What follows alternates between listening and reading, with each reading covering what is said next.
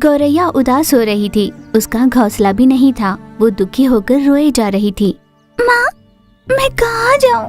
मैं यहाँ किसी को नहीं जानती। खाना खाए मुझे 2 दिन हो गए। मैं क्या करूँ? कहाँ रहूँ? मुझे घोंसला बनाना भी नहीं आता। मैं कुछ भी नहीं जानती। इतने नन्हे से बच्चे को छोड़कर तुम कैसे चली गई माँ? माँ, मुझे तुम्हारी जरूरत है माँ, तुम्हारे प्यार की जरूरत है। यूं वो दुखी हुए जा रही थी। फिर उसने तय किया वो खुद अपना घोंसला बनाएगी।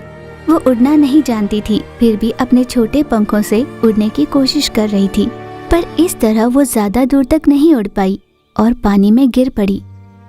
माँ, कोई बचाओ मुझे। माँ, मुझे बचाओ। यूं रोते हुए मदद की गुहार लगा रही थी।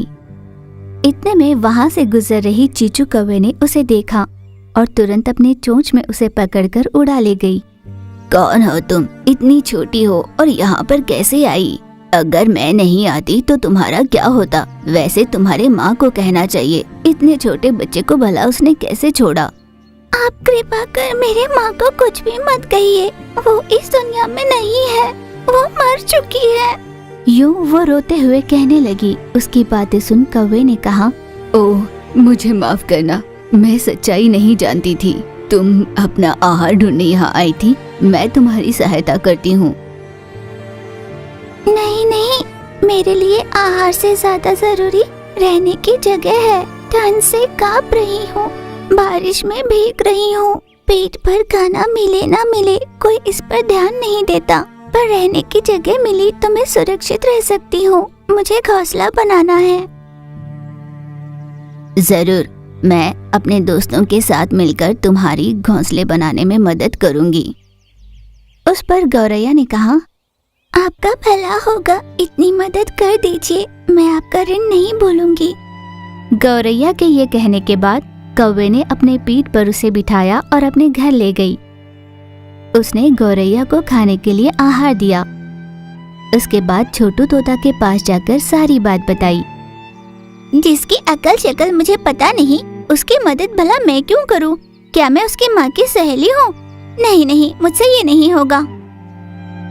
अरे दोस्त, तुम ऐसी बातें क्यों कर रही हो? किसी की मदद करने के लिए उनकी जान पहचान की क्या जरूरत है? कौवे की बात से तोता को गुस्सा आया और वो वहाँ से उड़कर चली गई। फिर कौवा वहाँ से उड़कर अपनी दूसरी सहेली लूसी कबूतर के पास गई और उसे जाकर सारी बात बताई और जो तोते ने कही थी वो भी बात बताई। मैंने नहीं सोचा था कि छोटू तोता ऐसा कहेगी। मुझे उसकी बात अच्छी नहीं लगी। यूं वो दुखी हो रही थी। तब लूसी ने कहा, छोटू की कही बातों में भला क्या गलत है? जिसकी शक्ल सूरत भी नहीं जानते उसकी भला मदद क्यों करेंगे? तुम्हें इतनी हिम्मत हो तो कर लेना। मैं भी वही कहूँगी जो छोटू ने कहा, मुझे तंग मत करो। इस तरह साफ साफ उसने मदद से दुत्कार दिया। कौवा उदास होकर वहाँ से चली गई।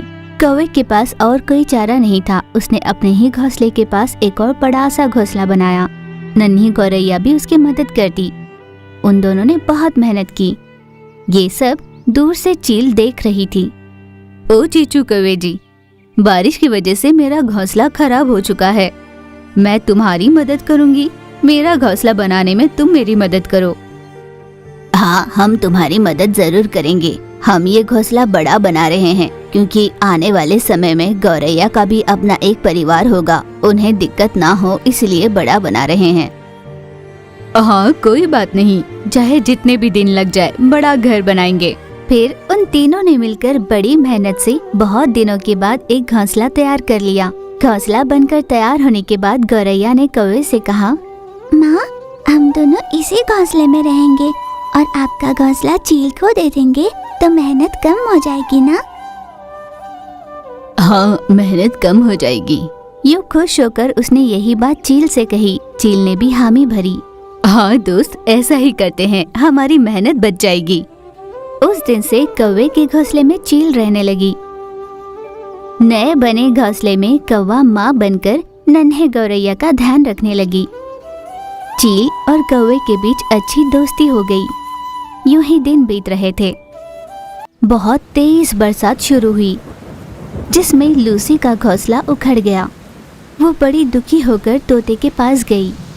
दोस्त, तुम्हें मेरी मदद करनी होगी, मेरा घोंसला टूट चुका है।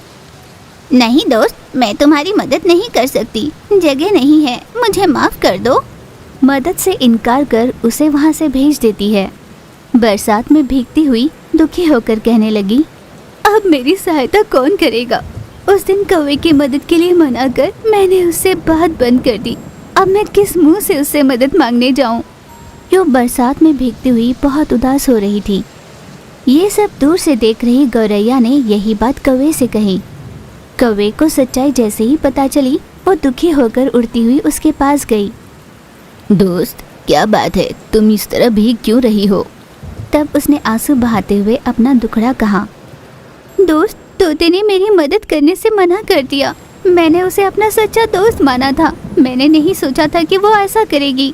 किस मुंह से तुमसे मदद मांगती? मैंने वो सब बातें दिल में नहीं रखी। पहले चलो यहाँ से चलते हैं। ऐसा कहकर वो अपने घोंसले में लूसी को ले गई। नन्हे गौरैया को अपना बच्चा बताया। आज मैं जान गई हूँ, सहायता जान पहचान वालों में नहीं बल्कि जरूरतमंद की जाती है। वो भले ही शत्रु क्यों न हो, हमें मदद करनी चाहिए।